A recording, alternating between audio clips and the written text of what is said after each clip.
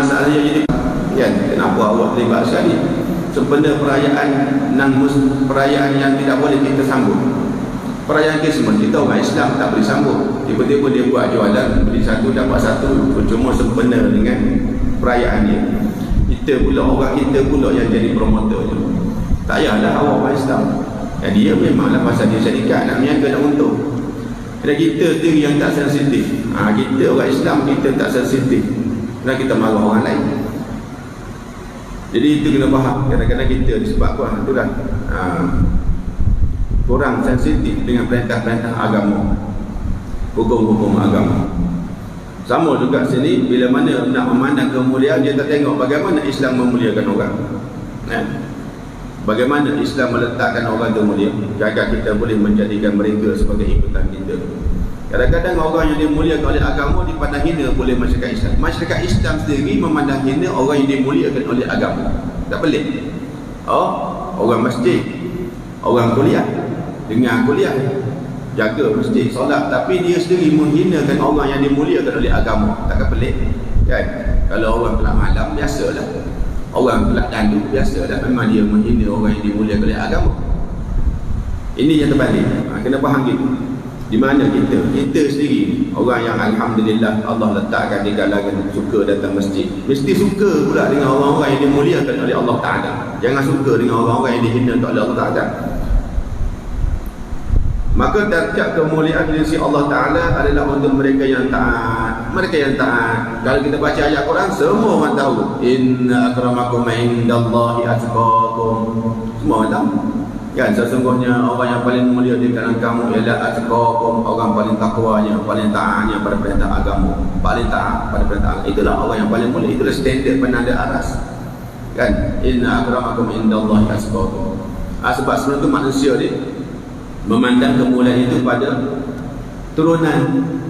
Dan tengok turunan ni hebat maka mulia, dia kata. Bila Allah, maka Allah turun ayat. Maka bila turun ayat, ya ayyuhan nas inna khalaqnakum min dzakarin wa untha wa ja'alnakum syu'uban wa qabaila lita'arafu inna akramakum indallahi atqakum. Kenapa turun ayat ni? Turun ayat ni sebab satu peristiwa pembukaan kota Mekah. Bila pembukaan kota Mekah center, semua Nabi dah hancurkan semua berhala-berhala di sekitar Kaabah tu. Nabi turun, Bilal bin Rabah naik atas Kaabah mengazankan azan. Bila bin Rabah naik azan, maka ada di kalangan netizen kat bawah dia kata, bila pula yang naik? Kita yang bangsa mulia ni, kita bila tu siapa? Bangsa Habsyi, bekas hamba hitam. Kita yang mulia ni, keturunan hebat-hebat ni tak naik. Bila pula? Netizen dia ramai zaman tu dah ada dah kan, petikaikan. Patut pilih kita maka turun ayat, ya ayyuhan nas, wahai manusia, inna khalaqnakum min dzakarin wa untha, kami jadikan kamu lelaki dan perempuan. Bukan nak kata orang lelaki lebih mulia automatik daripada orang perempuan. Orang perempuan lebih mulia automatik sebab dia perempuan, dia lebih mulia lelaki. Sebab dia lelaki automatik dia lebih mulia perempuan. Bukan. Min dzakarin wa untha, kami yang ciptakan kamu lelaki dan perempuan. Wa ja'alnakum syu'uban wa qabaila, kami jadikan kamu berpuak-puak dan berkabilah-kabilah. Ini bukan nak beritahu puak kamu lebih mulia dari puak dia, tak kan? Tapi li ta'arafu, untuk kamu saling berkenal-kenalan. Bila kamu berkenal-kenalan, kamu backup, bantu-membantu, topak-menopak, tolong-menolong. Mana yang lemah tolong yang kuat, tolong yang lemah kan? Yang lebih tolong yang kurang. Yang kurang jangan bersedih hati, akan ada yang backup kamu. Li ta'arafu, sebab apa? Inna akramakum indallahi atqakum, yang paling mulia di kalangan kamu bukan lelaki, bukan perempuan, bukan puak ni, bukan puak itu. Atqakum, yang paling taat kamu kepada Allah Ta'ala. Tak kisahlah kamu lelaki ke perempuan ke, bangsa apa sekalipun, tapi yang paling taat kepada Allah itu yang paling mulia. Ini yang Islam ajar. Ini yang Islam ajar. Kan? Tapi setakat mana kita ikut yang Islam ajar? Kita tengok sendirilah dalam kehidupan masyarakat kita dan negeri kita. Orang yang amalannya bertepatan dengan amalan akhirat. Orang yang amalannya bertepatan dengan amalan akhirat. Apa dia amalan akhirat? Yang melibatkan dosa dan pahala, surga dan neraka. Amalannya bertepatan dengan amalan akhirat. Kalau betul boleh masuk syurga, kan? Maka yang dosa dia tinggalkan, tak nak masuk neraka, dia tinggalkan. Itu bertepatan. Yang mendapatkan redha Allah Ta'ala, yang tidak mendatangkan murka Allah Ta'ala, itu amal. Tak kisah ada amalan apa pun. Maka syarat mesti ada amalan itu betul caranya. Dia dua je syarat dia, betul caranya, ikut yang Nabi ajar, baru betul cara. Tak ikut cara Nabi ajar, tak betul cara dia, kan? Yang Nabi ajar itu Z tu lah, kan? Mesti betul caranya. Semayang betul cara semayangnya, kan? Kalau kamu bagi zakat, betul cara bagi zakat. Kamu bersedekah, betul bersedekah. Kamu tuntut orang, betul caranya, kan? Dan betul tujuannya. Cara dan tujuan kena betul. Matlamat tu lain cerita. Matlamat tu tujuan dia betul, cara betul tujuan. Dua-dua dia kena betul, kena selari, barulah mendapat bahagian kita di sisi Allah Ta'ala. Maka dia kata orang yang amalnya bertepatan dengan amal akhirat, betul cara, betul tujuan. Betul cara, betul tujuan. Kalau cara betul, tujuan tak betul, tak jadi kot. Betul dah semayangnya, betul dah dia tutup aurat, betul dah cara dia betul, tapi tujuannya untuk apa semayang? Tujuan nak nipu orang. Kenapa pakai tutup aurat ni senang? Tujuan nak nipu orang. Nak nipu orang tujuan, tak boleh, tak ada benda, kan? Ataupun cara tak betul, tujuannya betul, pun tak boleh juga. Anak suruh orang datang semayang, kan? Buat hadis-hadis palsu tentang semayang, tak boleh, walaupun tujuannya betul nak suruh orang semayang. Itu bab semayang, bukan bab lain. Maka orang yang amalannya bertepatan dengan amal akhirat, inilah orang yang taat. Maka orang yang taat inilah orang yang mulia di sisi Allah Ta'ala. Kita nak bersama orang-orang yang mulia di sisi Allah Ta'ala. Sebab di akhirat kita nak bersama dengan mereka. Kita tak nak masuk kumpulan Qarun, Fir'aun, Haman, kan? Di akhirat kita kan tak nak masuk kumpulan tu. Maka di dunia ni jangan bersama-sama dengan geng-geng mereka. Mereka pun ada geng juga atas dunia sekarang ni. Geng Fir'aun ada, geng Qarun ada, geng Haman ada atas muka bumi sekarang ni. Zaman sekarang sampai kiamat pun ada. Cuma jenama lain-lain lah. Takkan nak pakai jenama Qarun, orang tak nak ikut lah pula, kan? Saya kumpulan Qarun, sila ikut saya. Tak ada orang nak ikut kan? Tapi dia punya cara perangai sama Qarun. Mementingkan dunia, mementingkan harta, tak kisah halal haram. Kemudian tak nak pula guna harta pada jalan ketaatan. Itu kumpulan Qarun. Kumpulan Fir'aun, gila dengan kuasa, halal haram tak kisah, guna kuasa untuk kepentingan diri sendiri, puak dia saja. Orang tak bersama dengan dia, duduk tepi. Jadi ini kumpulan Fir'aun, walaupun dia tak guna jenama Fir'aun. Jadi atas muka bumi kita tak bersama dengan kumpulan ni. Kenapa tak bersama dengan mereka? Sebab di akhirat kita tak nak bersama dengan kumpulan ni. Di akhirat tak nak. Kita nak masuk kumpulan Nabi, Siddiqin, Syuhada, Salihun. Nak masuk kumpulan tu surga. Di akhirat tak nak kumpulan Qarun, Fir'aun, Haman, Abu Lahab, Abu Syah, tak nak. Tapi atas muka bumi ni tak nak memisahkan diri pula. Itu pelik, itu masalah. Maka kita kena settlekan di dunia dulu. Sebelum kita bincang pasal nak duduk mana di akhirat, settle atas muka bumi.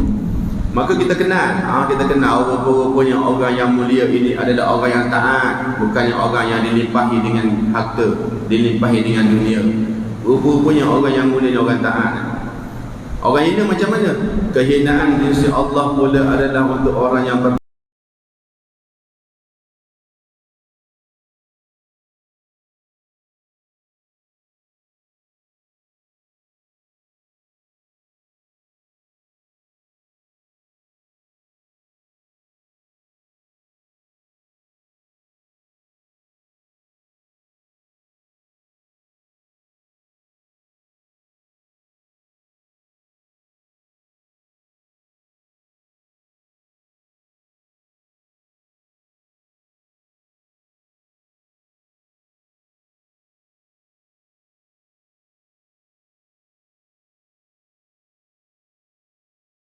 bukan kita nak komen terus-terus kat bawah tu. Ini komen macam-macam, tapi dia pun buat benda sama juga. Maki hamu orang tak boleh, tapi dia tu yang diguna, tak boleh. Jadi kita nak kenal bukan sebab kita nak menghina dia, sebab kita nak menyelamatkan kita. Jangan kita masuk kumpulan dia. Jadi kehinaan di sisi Allah adalah untuk orang yang berdosa. Dosa ni apa? Dosa ni balasan buruk yang dijanjikan kepada orang yang melakukan larangan Allah Ta'ala, bahkan meninggalkan perintah Allah Ta'ala yang Allah suruh. Itu dosa, balasan buruk. Ada macam-macam sebut, orang Melayu sebut dosa kan. Zambun, khati'atun, ismun, semua tu mana dosa lah. Ismun, dosa, kejahatan. Maka ini orang hina ni.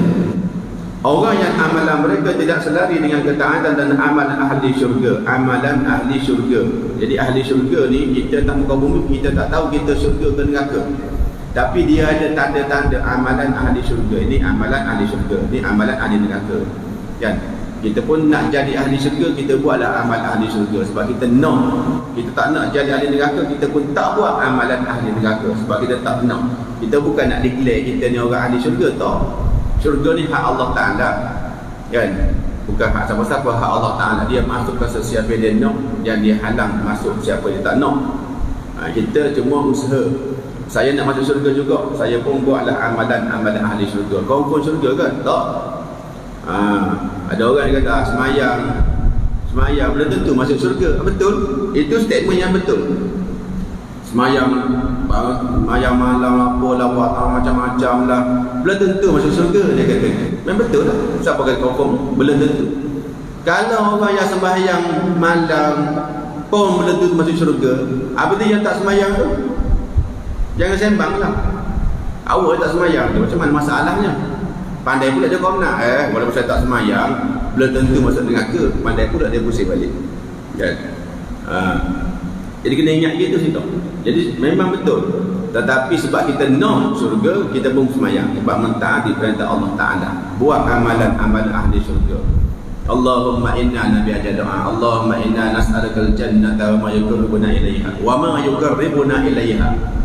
Ya Allah, kami minta dengan Engkau akan syurga dan apa-apa yang menghampirkan kami kepadanya. Amalan lah.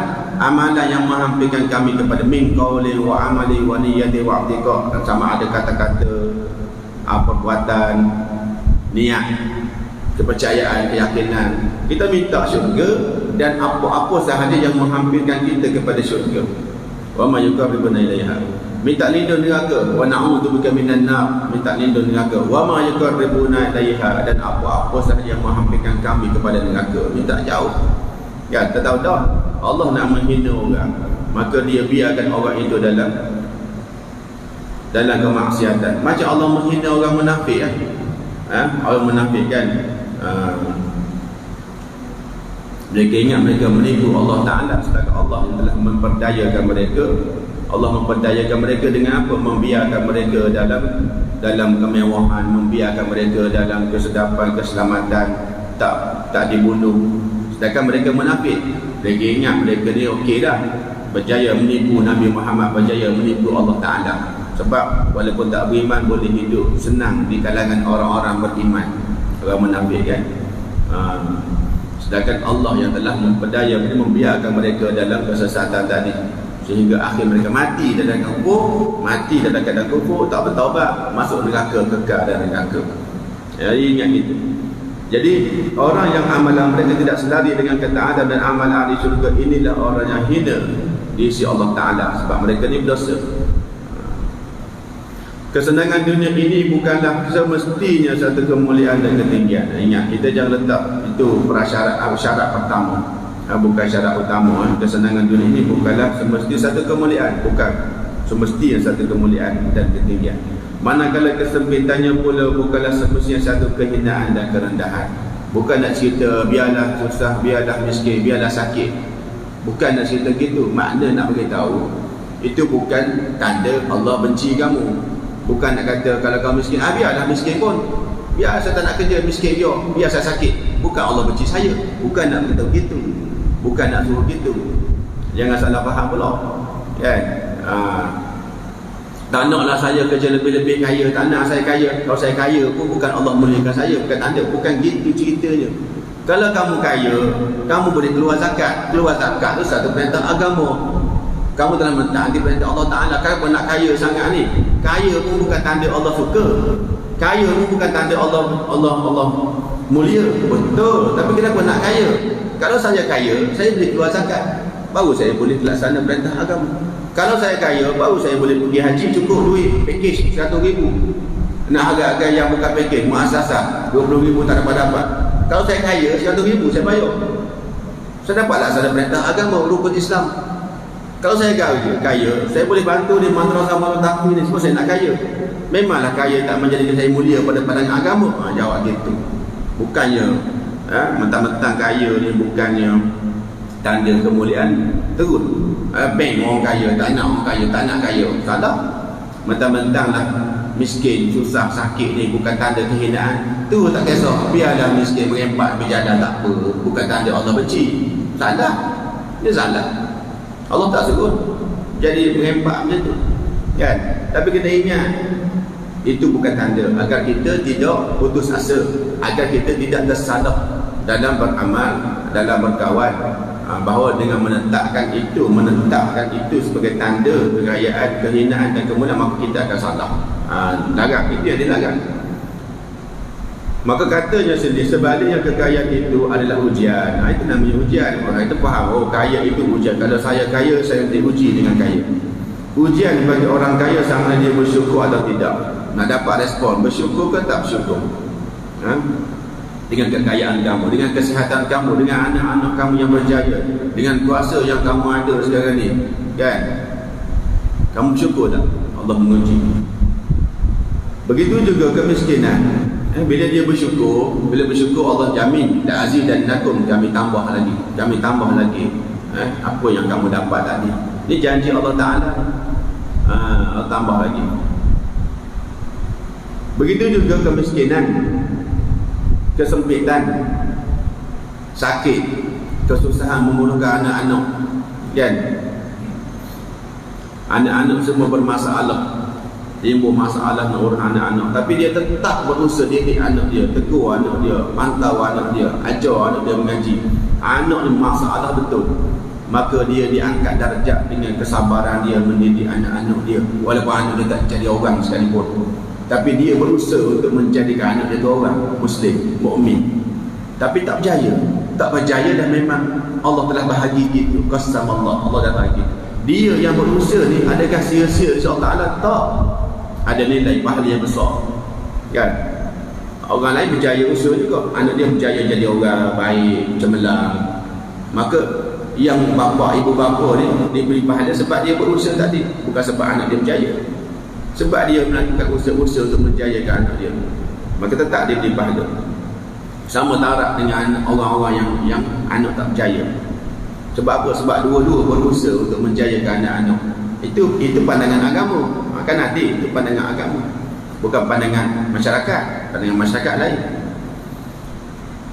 Sebalik kekayaan itu ujian bagi orang kaya, sama ada bersyukur atau tidak. Begitu juga kemiskinan adalah ujian bagi orang, sama ada dia bersabar ataupun tidak.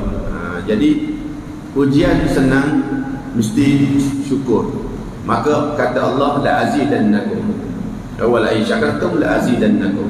Ujian susah mesti bersabar, kan? Orang yang uji dengan senang, Allah bagi jaminan, Allah bagi berita gembira. Berita gembiranya apa? La in syakartum la azidannakum. Kalau kamu syukur, aku akan tambah lagi nikmat-nikmat. Tapi dalam masa yang sama Allah bagi ancaman. Selepas Allah bagi berita gembira, la azidannakum, kalau kamu syukur, Allah kata kat belakang, wala in kafartum, dan kalau kamu kufur, kamu tidak bersyukur, dapat nikmat, dapat kekayaan, kamu makin jauh dari Allah Ta'ala. Sombong pula tu, membangga diri, tak nak keluar zakat, tak nak keluar ikut perintah Allah Ta'ala, kufur. Inna azabi lasyadid. Ingat, azab aku amat pedih. Maknanya orang yang diberi dengan nikmat, kalau dia bersyukur, Allah akan tambah lagi nikmat. Kemuncaknya apa? Syurga. Atau syurga tu la azidannakum, kemuncaknya syurga. Tapi kalau dia kufur, diberikan nikmatan macam-macam, dia kufur, inna azabi lasyadid. Ingat, azab aku amat pedih. Allah janjikan neraka. Allah janjikan neraka. Tapi orang yang sabar, orang diuji dengan susah lain pula. Dia respon dia kena sabar. Wala nabluwannakum bi syai'in minal khawf wal ju' wa naqsin minal amwali wal anfusi was thamarat. Ini Allah kata, kami pasti akan uji kamu dengan sesuatu benda kamu tak suka.